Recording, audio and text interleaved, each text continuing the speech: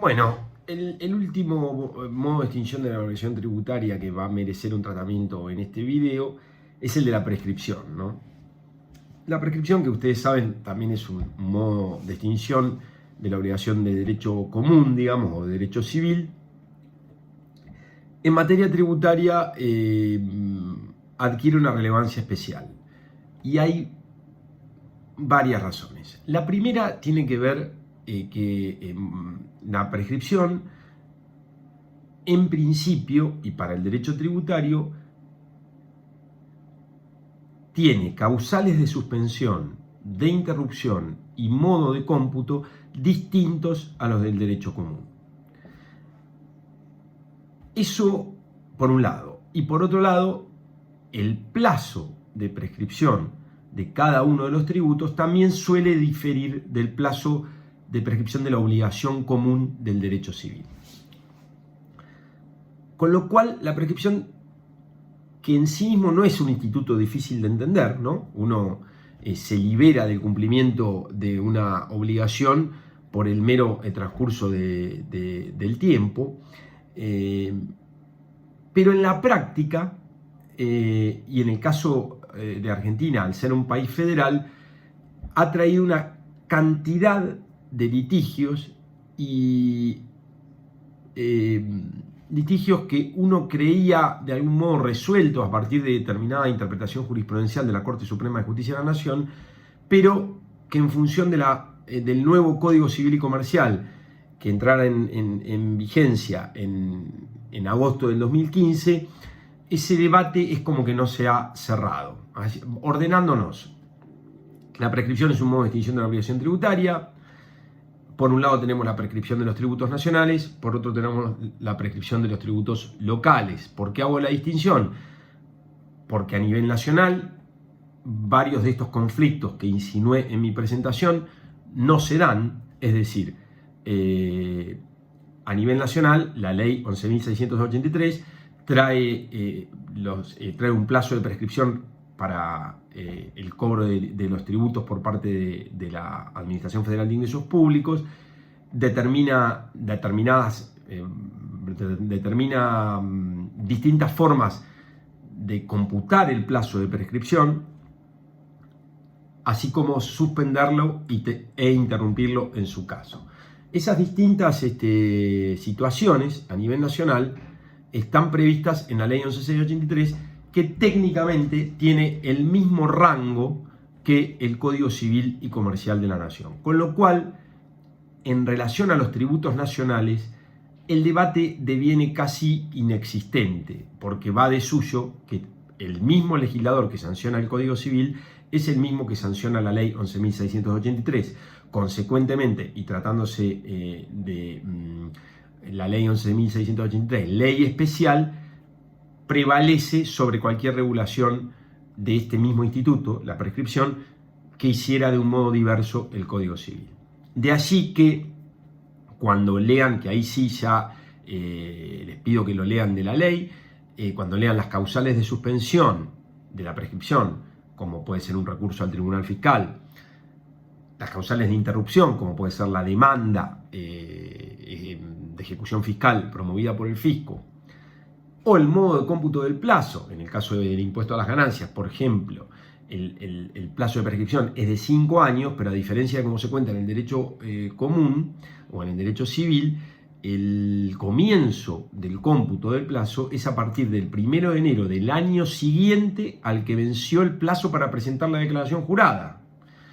Ergo, si el ejercicio fiscal es 2018, la declaración jurada se presenta siempre el año siguiente, antes de junio,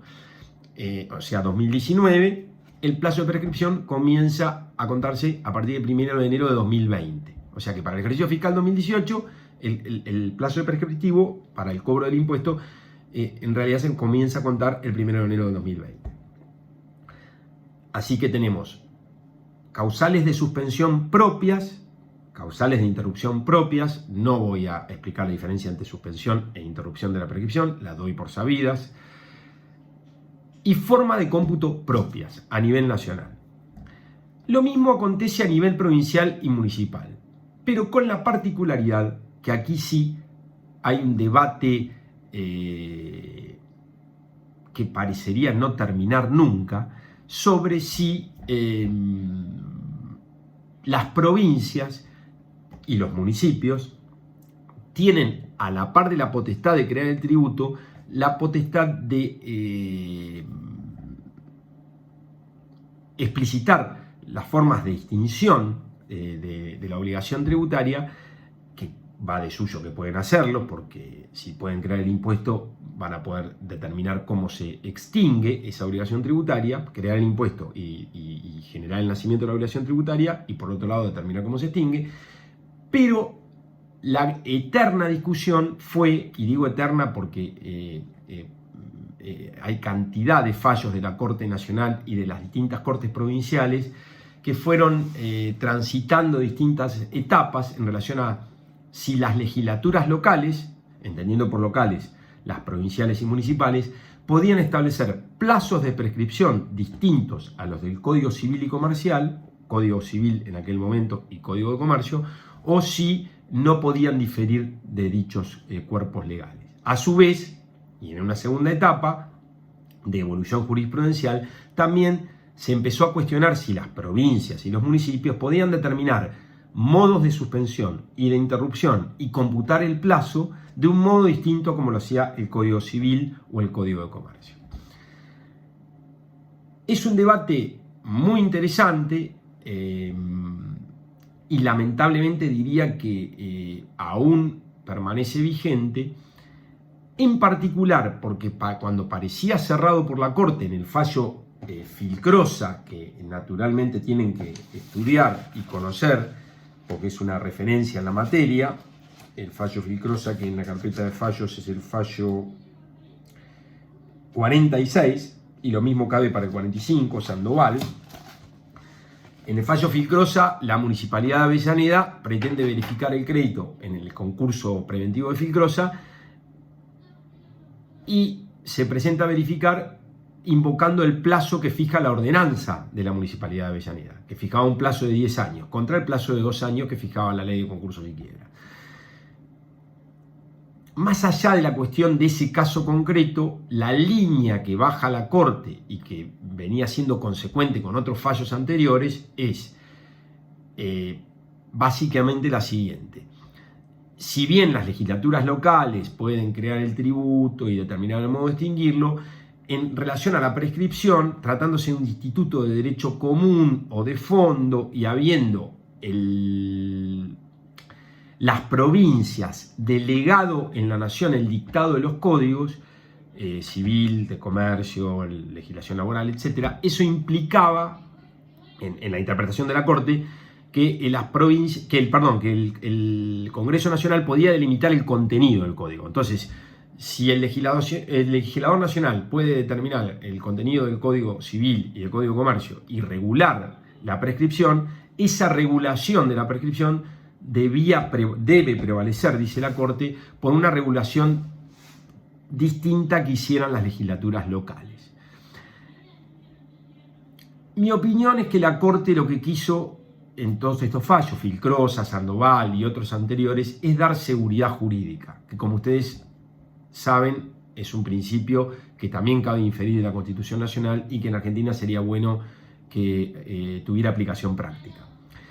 Porque si uno va a los fundamentos de la Corte, va a ver que son fundamentos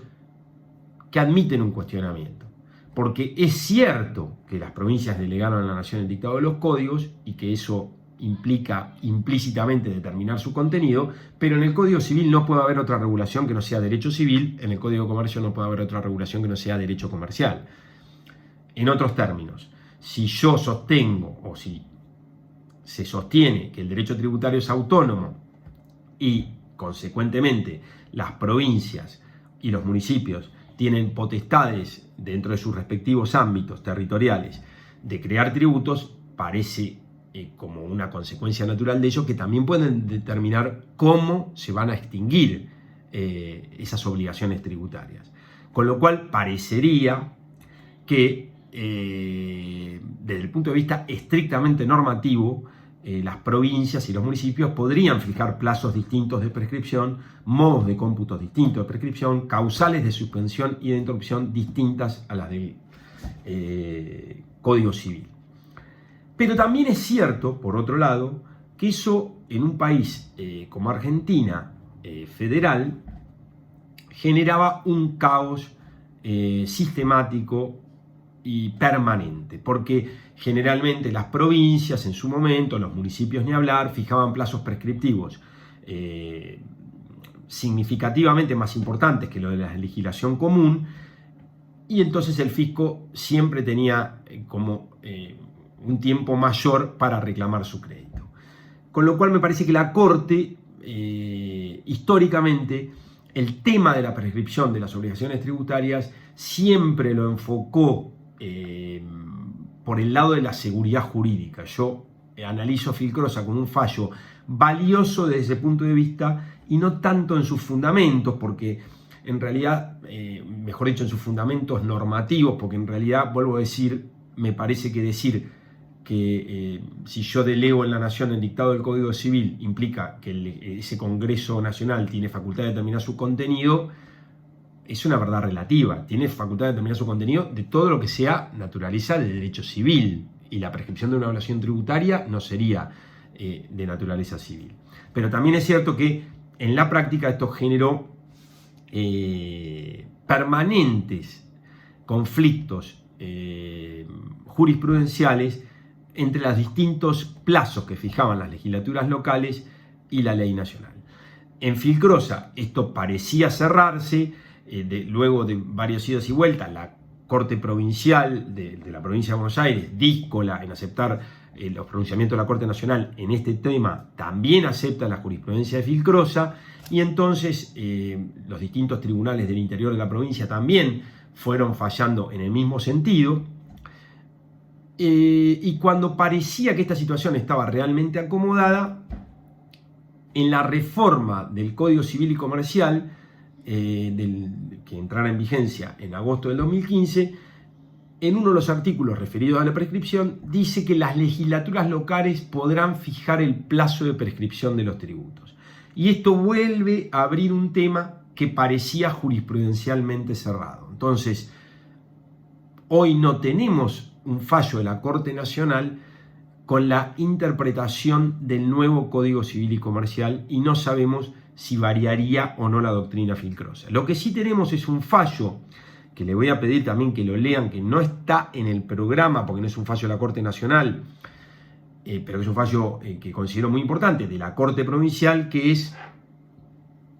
Fisco de la Provincia de Buenos Aires contra recuperación de créditos SRL,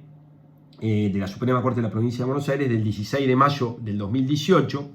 que de todas maneras yo lo voy a subir. Y ese fallo, que analiza la situación de un contribuyente, del crédito del fisco en relación a un contribuyente en función del viejo Código Civil, de todos modos también aprovecha y enfoca la situación también de acuerdo al nuevo Código Civil y Comercial. Lo importante de este fallo de recuperación de créditos es que también termina manteniendo la doctrina de Filcrosa y diciendo que tanto el plazo de prescripción como así también la forma de cómputo y las causales de suspensión y de interrupción deben regirse, o mejor dicho, pueden estar reguladas por las legislaturas locales, pero no pueden diferir de cómo están reguladas por el legislador nacional. Es un tema que no está cerrado y me parece que esta reforma del Código Civil y Comercial en este punto fue poco feliz, porque independientemente de los argumentos de la Corte, lo cierto era que Filcrosa había dado seguridad jurídica, sobre todo en relación al tema del plazo prescriptivo. Ya en cuanto a la forma de cómputo y las causales de suspensión e interrupción, fueron interpretaciones posteriores, en general a Filcrosa, que sugirieron que que directamente fallaron en el sentido de tribunales inferiores a la Corte, que si en Filcrosa se había determinado que el plazo de prescripción se regía por el Código Civil y Comercial, también la forma de contarlo, que en el derecho civil es desde el vencimiento de la obligación, y no desde el 1 de enero del año siguiente al vencimiento de la declaración jurada del impuesto, la forma de cómputo decía, las causales de suspensión y de interrupción tampoco podían diferir de la legislación de derecho común. Pero esa interpretación es posterior a Filcrosa, es decir, que hoy hay un cierto consenso doctrinal que podría reflejarse en este fallo que quiero que vean de la Corte de la Provincia, en que tanto el plazo como la forma de cómputo, las causales de suspensión y de interrupción, no pueden estar reguladas de un modo diverso en la legislatura de fondo que por las legislaturas locales. Pero falta la palabra acá de la Corte de Nación, de la Corte Suprema de Justicia de la Nación, en particular interpretando cómo podría cambiar el panorama, o si debe cambiar el panorama, en función de la nueva redacción que propuso o que establece el Código Civil y Comercial. Para finalizar, el tema de la prescripción es un tema de debate constante y yo creo que va más allá del derecho tributario, porque tiene que ver incluso con la cuestión de hasta dónde queremos llevar nuestro país con la característica de su con el hecho de que sea federal, digamos, ¿no? Porque por un lado sostenemos que es un país federal, pero ya vimos en su momento en otra clase que Alberdi, cuando copió la Constitución norteamericana, no la copió literalmente, sino que, por eso está mal dicho que la copió, sino que se basó en la Constitución norteamericana, la tomó como modelo, pero no la copió justamente porque consideró que no podría establecerse un federalismo tan fuerte y por eso dejó en cabeza del Congreso Nacional, por ejemplo, el dictado del Código Civil, el Código de Comercio, la ley de quiebras, etc. Esa primera muestra, esa atenuación del federalismo por parte de nuestro constituyente y esta posterior interpretación que ha ido haciendo la jurisprudencia, en especial la jurisprudencia de la Corte de Nación, nos hace ver que es difícil ser un país absolutamente federal, y fíjense que en un tema concreto como este, donde parecería de la lógica más elemental que si la provincia puede crear un impuesto, puede determinar cómo se extingue esa obligación tributaria generada por ese impuesto, mejor dicho, si la provincia puede crear una obligación tributaria, puede determinar los modos de extinción. Sin embargo, la Corte históricamente ha venido sosteniendo que como justamente en general las provincias establecían plazos muy extensos para el cobro del tributo, y si bien no lo decían expresamente, pero fundándose implícitamente en la seguridad jurídica, establecieron que el plazo prescriptivo se debía regir por la legislación de fondo. Bueno, nada más.